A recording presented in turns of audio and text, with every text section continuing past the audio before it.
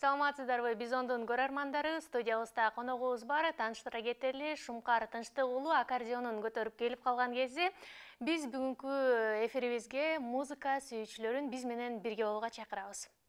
Салам Шумкар, студиябызга кош келипсиң. Окууларың, иштериң жакшыбы? Саламатсызбы? Саламатсыздарбы, ардактуу телекөрүүчүлөр. Жалпыңыздардын жаз майрамыңыздар менен. Студиябызга кош келипсиң.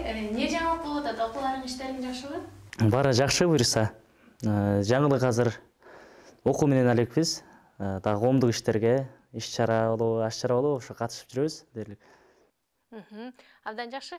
Негизи эле сени эл таанып келе жатат, акырындан таанылып атасың. Анан сенин булбулдай болгон куулжуган үнүңдү угуп, анан биз маегибизге өтсөк деп турабыз. Анда көрөрмандарыбызга жаз майрамы менен куттуктап бир гүл десте сунуп койсоң.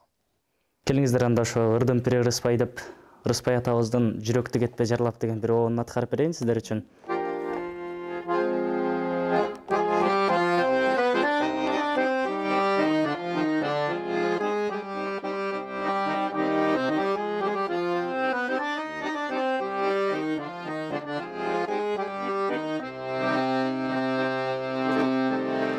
Өзүңдү сүйгөн күнүмдү, өрттөндү марган түйгөндү, ашыктык күнүң ачылышында жүрөккө сепчи бүрөндү.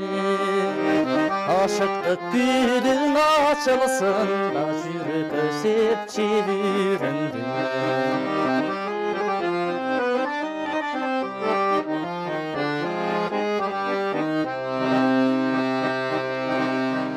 Өкүн улам тездеши, өмүр алышкул кездеши, жазыксыз сүйүп калганга дагасындай мени эзбечи.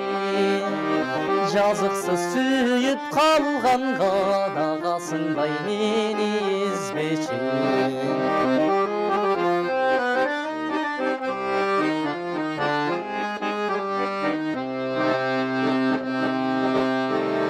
Дартыңды ачууда дабатап сүйүм аманат, су бүркүнү тотулмада жүрөктү кетпе жаралап. Су бүркүнү тотулмада жүрөктү кетпе жаралап. Жүрөктү кетпе жаралап. Азаматсың. Талантың ташкындай берсин деди дагы. Эми биздин көрүүчүлөрүбүз менен сени кененирээк тааныштырып өтөлү, жакындан тааныштыралы. Өзүң жөнүндө айтып берсең, кайсыл жакта төрөлүп өскөнсүң, учурда эмне менен алек болуп атасың, чыгармачылыкка кантип келип калдың? Өзүм жөнүндө айта кетсем, Жалал Абад областынын Аксар районуна караштуу Абылетим деген айылынан болом. Чыгармачылыкка ошол бала кезимден эле 7 жашымдан аралашып калгам. Ошо аккордеонду колго алып, музыкага болгон кызыгым ушул бала кезимден эле пайда болгон. Азыр учурда ошол Кыргыз Улуттук консерваториясында 1-курсунда окуп жатабыз, билим алып. Жакшы. 7 жаштан баштап чыгармачылыкка аралашып баштагам деп айтып атпайсыңбы? Анан ошондон бери аккордеон чертип, үйрөнүп, аккордеонду колуңан чүрбөй келе жатасың ошондо? Бала кезимден ошол музыкага болгон кызыгым ойгонуп, анан аккордеонду 7-классымдан кармагам ага. Кайсыл жактан, кимден үйрөндүң? Ниязалы Борошов атындагы музыкалык мектебинен ошол Акылбеков Ороз деген агайымдан сабак алгам. Демек, сен мектепте окуп жүргөнүңөн баштап эле уже чыгармачылыкка аралашып, музыкалык жактан билимиңди өркүндөтүп жаткансың, туурабы? Ошол бала кезибизден эле ошол аккордеон кармап, 7-класстан тарта музыкалык мектепте окуп баштадым. 11-класска чейин окуп, анан музыкалык мектеп ал жактан аяктап, бул жактан консерватория, Кыргыз Улуттук консерваториясына келип тапшырдык. Демек, азыркы учурда консерваториянын 1-курсунун студентсиң, э? Ооба. Абдан жакшы. Анан ал жакта окуган кандай экен? Университетиң тууралуу айтып берсең. Ал жакта мугалимдериң кандай кабыл алышты, кандай билим берип жатышат, сен кандай билим алып атасың дегендей? Ал жакта окутуу аябай жакшы. Окуп жатабыз, кызыгуу менен. Өзүбүз кызыккан тармак болгон үчүнбү айтор. Ошол кызыгуу менен азыр Бакыт Шакпов деген агайдан сабак алып атам, вокалдан. Вокалдан сырткары дагы сабак алып атсың? Вокалдан сырткары общий фортепиано деген фортепиано үйрөнүү боюнча ошол Нурбек Болотбеков деген агайыбыздан сабак алып атабыз. Жакшы. Негизи эле биздин коомдо музыканттар көп, ырчылар көп, бирок арасында таланттуулары, билимдүүлөрү аз болуп саналат. Анан ушул жаатта сен таланттуу дагы, билимдүү дагы музыкант болуш үчүн кандай аракеттерди көрүп атасың азыркы учурда? Эмнелерди кылыш керек таланттуу, билимдүү ырчы болуш үчүн? Биринчи ушул табияттан берилген талант болсо, экинчиден ошол билим алышыбыз керек. Айтышат го акыры 1% талант болсо 99% эмгек болуш керек, сөзсүз. Ошон үчүн азыр өзүбүздүн иштеп, аракет кылып окуп жатабыз. Өзүбүздү өнүктүрүүнүн үстүнөн иштеп аткан учурубуз азыр. Жакшы. Анан эмне себептен ырчы болуп калдың? Ошону айтсаң. Башка кесипти деле аркалап, бирок ырчылыкты хобби катары алып кетсең деле болот болчу да. Бул ата-энеңден өткөн талант да болдубу, ошону да айта кетсең? Ооба, үйдө апам гитара комузда ойнойт. Анан ушул атам да бир аз ырдайт, бирок мындай эл алдында ырдашчу эмес. Анан ошолордон келген го дейм бул талант. Бала кезимден кызыгуу ошондон пайда болгон. Чоң ата чоң энемдин колунда өсүп, бир 5 жашка чейин ошол чоң ата чоң энемдин колунда өстүм. Анан радиолордон музыканы угуп калчубуз. Анан ырдап калчу да, ошол сагынганда бир келерсиң, саргайганда бир келерсиң, ала тоону көргүн деп. Ооба, ошол музыкаларды угуп алып, анан азыркы телефон көтөрчү эмеспиз анда. Анан ошону угуп калып эле, анан бузук телевизор болчу да. Бузук телевизордун кнопкасын баса калып эле, анан ошо ырдап кетчүмүн да. Ошо бала кезден эле ошо кыялыбыз болгон экен, ошо сахнага чыгып ырдоо, эл алдында ырдоо. Анан сенде да болсо керек, бардык эле ырчылар айтып коет го, кичинекей кезинде мисалы үчүн барып жайлоодо мал кайтарып жүрүп, малдарга ырдап берип, же күзгүнүн астына барып, күзгүнүн астынан ырдап, ошондой болгон. Кызыктуулар болчу, Албетте. Жакшы. Дагы негизинен чыгармачылыкка аралашып келатпайсыңбы? Маданият тармагына өзүмдүн салымымды кошом депчи.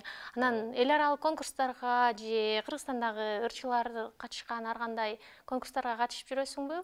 Же катышуу максатың, кыялдарың барбы? Ооба, максатыбыз бар. Мен 11-классты аяктап аткан учурумда катыштым областтык сынакка. Ошол мен кыргызстандык экендигиме сыймыктанам аттуу областтык сынакка катышып, ошондон байгеле 1-чи орунду алганмын.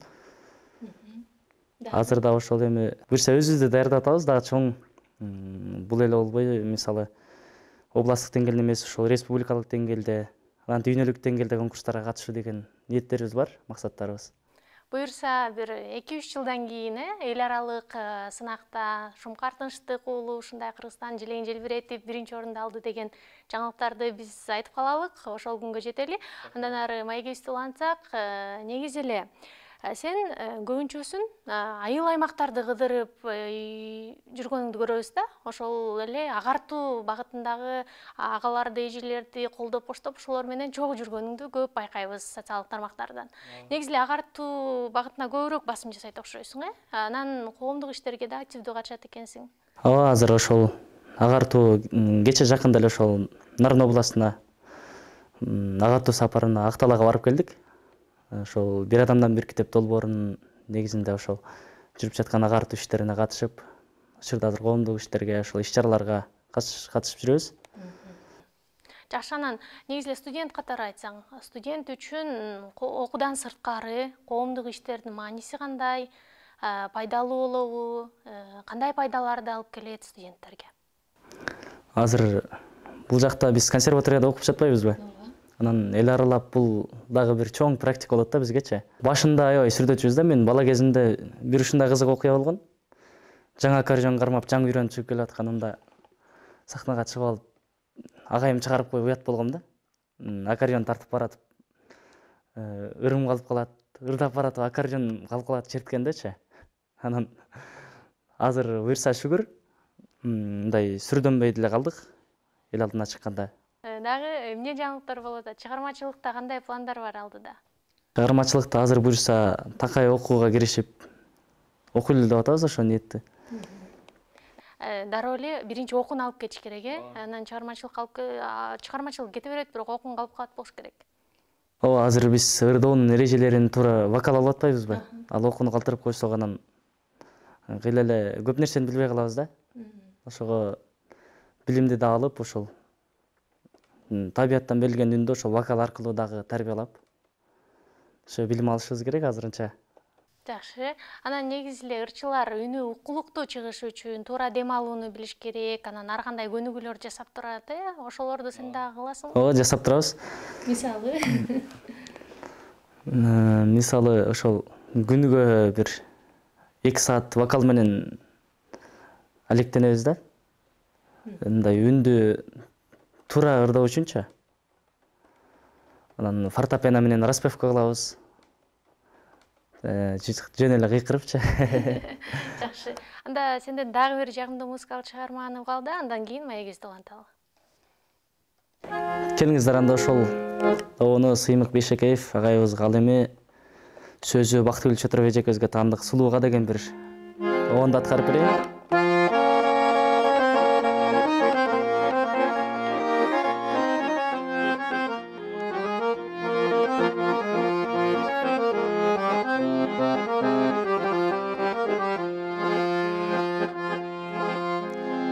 Булактай көздөрүң башкача экен, бул кечте сага эч ким жакпаса экен. Мен сага сүйөм деп айткы чакты, кимдир озулуп айтпаса экен. Ботодой көздөрүң балбыл жанат, канбаймын карегин талбай карап. Мага эмиң эч качан тынчтык бербес, махабат жүрөккө салган жара.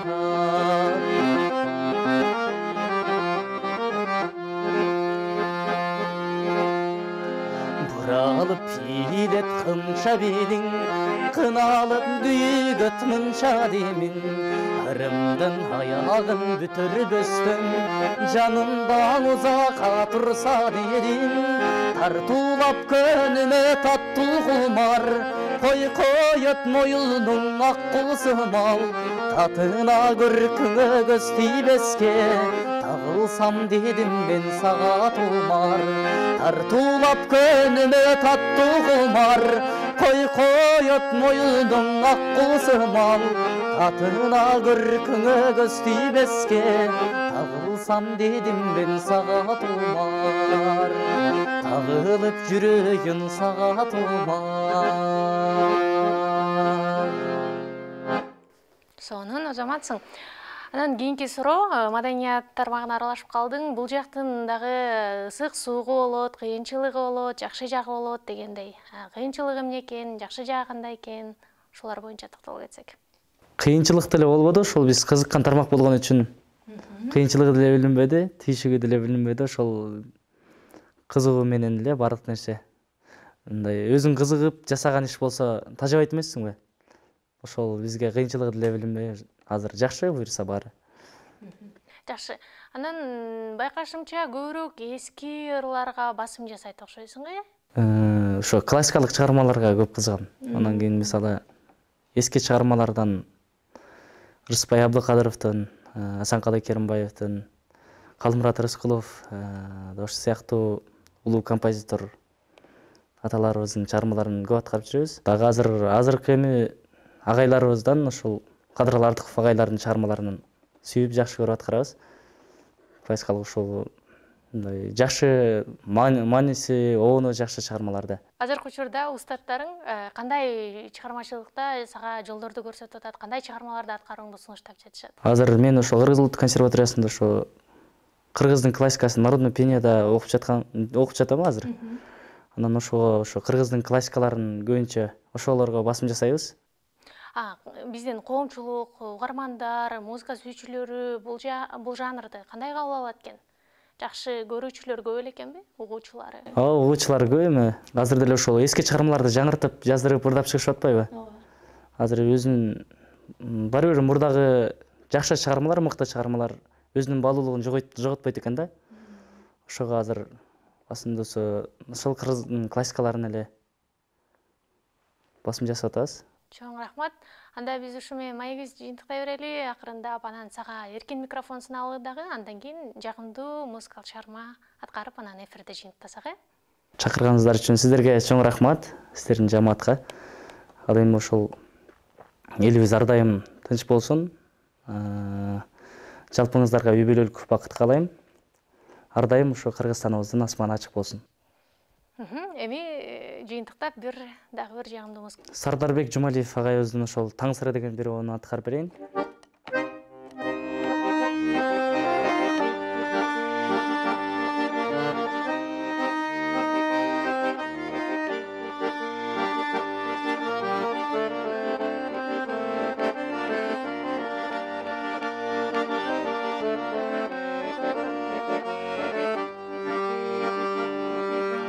Көрүшкөнчө көздөрүңдөн шагылган, нурларынан курган кайран көпүрөм, бекемине күмөн санап шагылган, өтүнү жок болгонма өкүнөм, кимге айтып күйүтүмдү, кимге барып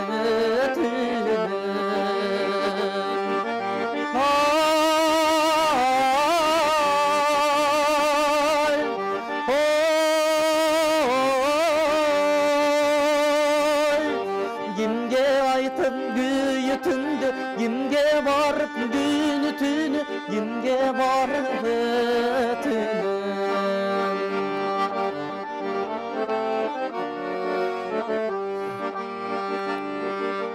Taң шығыша табышмақту таң сыры, таңдап кеттің таң салқын өлкөдүн. Табалабайм кайрылганда айтчынын, артык экен башка жерден көркөнү. Арбалсаң да бир келерсиң, алатоону көргөнү.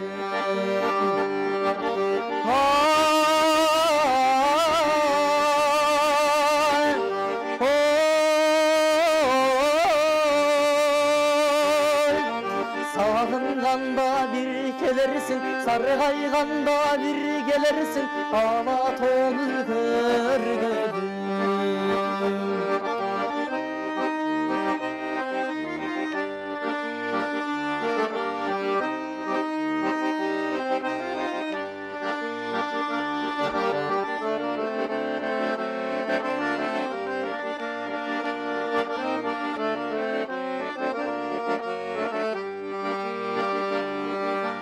Kala berem mekenimde sen istep, жүрсекенде балыс жерде аман сон. Өтінерім көкірегім едістеп, бір күн сайын жалын бір күн жанар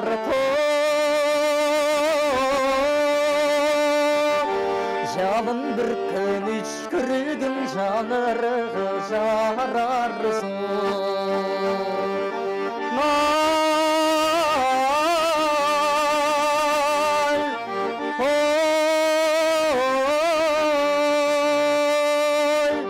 жалын бір күн үшкірігім, жалын бір күн үшкірігім жанырығы жарар Сағынғанда бір келерсің, сарғайғанда бір келерсің, алатоону көргөнү.